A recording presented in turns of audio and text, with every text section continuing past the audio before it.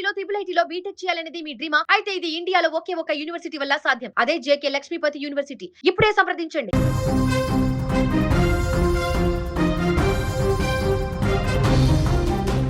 హైదరాబాద్లో మాజీ software engineer Tejaswini మృతి కేసు రోజు రోజుకు మరింత మిస్టరీగా మారుతుంది. మొదట ఇదొక సాధారణ ఆత్మహత్యగా భావించిన ఈ ఘటనలో ఇప్పుడు కొత్త కొత్త అంశాలు వెలుగులోకి వస్తున్నాయి.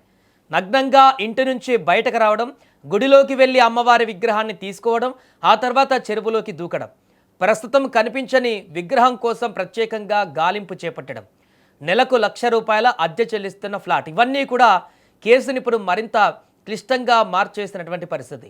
పోలీసుల ప్రాథమిక కథనం ప్రకారం అర్ధరాత్రి సమయంలో తేజస్విని తన దుస్తువులు విప్పేసి సమీపంలోని ఆలయంలోకి వెళ్ళింది. అక్కడ ఉన్నటువంటి అమ్మవారి విగ్రహాన్ని చేతుల్లోకి తీసుకొని నేరుగా చెరువు వైపు నడిచి నీటిలోకి దూకినట్లుగా సీసీటీవీ ఆధారాలతో పాటు కొందరు ప్రత్యక్ష సాక్షులు కూడా ఇదే చెప్పినట్లుగా పోలీసులు తెలిపారు. కొన్ని గంటల తర్వాత ఆమె మృతదేహం బయటపడింది. కానీ ఆమె తీసుకువెళ్లిన విగ్రహం మాత్రం ఇప్పటికీ కనిపించడం లేదు. దీంతో అదే ఇప్పుడు కేసులో కీలక ఆధారంగా మారే అవకాశం ఉందని అధికారులు భావిస్తున్నారు. డిఆర్ఎఫ్ బృందాలు బోట్లతో చెరువులో విస్తృతంగా గాలిస్తున్నారు. దర్యాప్తులో మరో సంచలన విషయం కూడా బయటపడింది.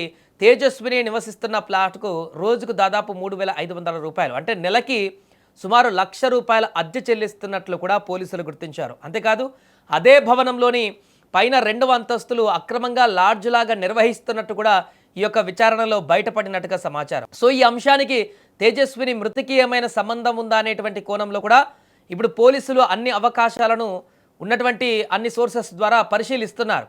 అయితే ఇప్పటి వరకు దీనిపైన అధికారికంగా ఎలాంటి నిర్ధారణ అయితే చేయలేదు. బట్ అనుమానాలు అయితే మరిన్ని పెరుగుతున్నాయి. మరోవైపు తేజస్విని రాసినట్లుగా భావిస్తున్న ఆ డిక్లరేషన్ ఫోరెన్సిక్ నిపుణులు పరిశీలిస్తున్నారు లెటర్. అందులో రాత ఆమెదేనా, అందులో పేర్కొన్న అంశాలు నిజమేనా అనే కోణాలలో కూడా విచారణ కొనసాగుతుంది.